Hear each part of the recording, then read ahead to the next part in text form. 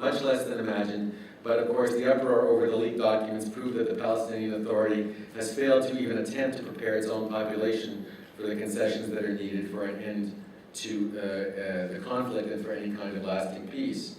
Finally, what accounts for the poverty in the Arab world despite oil riches? Is this all caused by wasted efforts, wasted expenses due to Israeli aggression? To the contrary, I think that the United Nations Arab Human Development Report, which has recently been released, is extremely telling. The total number of books translated into Arabic in the last 1,000 years. Books translated into a language is a proxy, rough, but still a proxy of the influence of foreign ideas, of the receptivity to foreign ideas.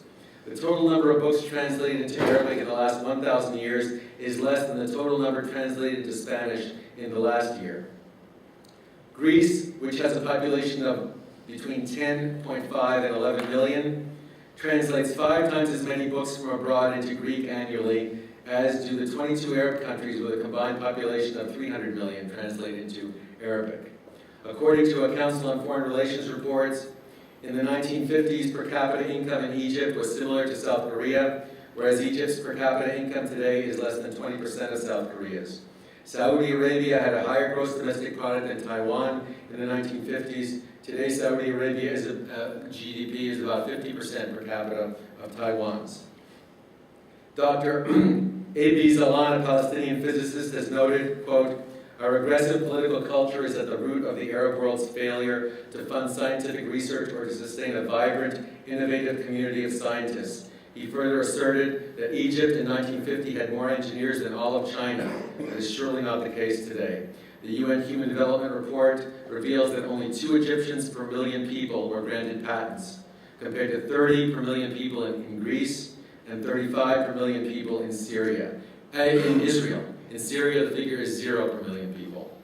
Similarly, the adult literacy rate for women aged 15 and older is 44% in Egypt, 74% in Syria, while for the world's top 20 countries, it is 100%. Finally, according to Freedom House rankings, no Arab country in the Middle East is listed as free. Each is described as partly free at best, not free at worst.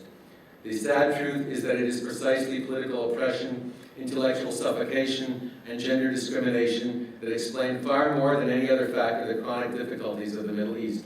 Hopefully we are seeing light at the end of the tunnel right now. We are in very important times, as you know, about this, and like bowling pins, I think the myths keep falling. It remains to be seen whether they're going to be replaced by new myths or at long last by a dose of reality.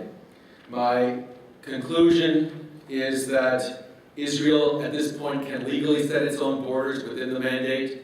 Jews can legally remain on any of the land of the mandate, and they can surely remain on 7% of that land, illegally removed from the mandate by Great Britain. And I'll just close with a postscript on the curious history of the language of the use of the term occupied territories. One of the most striking findings for those who do research in this area is that the term occupied territories seems to apply essentially only to Israel's administration of the West Bank and previously Gaza. The term is rarely, if ever, used to discuss other bitter, long-standing territorial disputes. Indian Kashmir, for example, is called a, quote, disputed region in the eyes of the U.S. Department of State. It is not called an occupied territory. Nor is it easy to find international actors ready to point an accusing finger at, quote, occupation forces in, say, Kurdistan, or northern Cyprus, or for that matter, in Quebec, in Catalonia, in Ulster, in Hawaii, in New Mexico, or in Alaska. When it comes to the concept of occupied territory, Israel would appear unjustly to have a monopoly. Of course, none of this is to suggest that Israel's legal and historical claims to sovereignty in the West Bank require that Israel remain there. As Ariel Sharon and Olmert and successors right up to Netanyahu have argued, it may well be in Israel's national interest to disentangle itself as much as prudence requires from the Palestinian population and from the territory in which they predominate. It would be best to bring about this disengagement through negotiations with a credible and well-meaning Palestinian counterpart, but for now and for the foreseeable future, the seat on the other side of the table remains essentially empty. In this circumstance, as in the war that prevented its annihilation almost 4 decades ago, if Israel chooses to do so, it has every legal right to act alone. Renouncing sovereignty over 93% of the territory over which it has the best legal claim of any entity may in fact be a demographic imperative. To do any less might court the risk of Israel itself becoming an occupied territory and at the hands of a far less benign power than Israel. Thank you very much.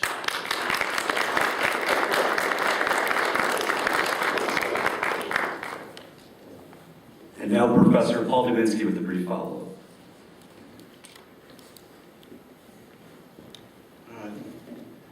Thank you, Brett. I'm going to be very, very brief because I'm conscious that there's very little time. I want to make sure you have an opportunity to ask questions.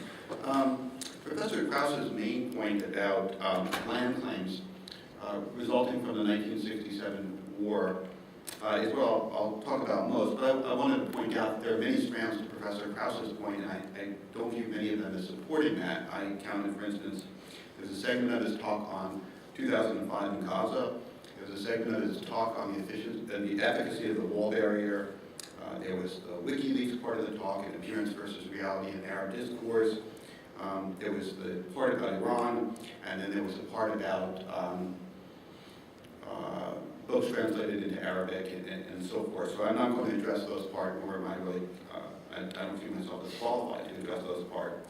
As far as the status of lands after 1967, I want to make the following observations. First, why is this such an intractable conflict?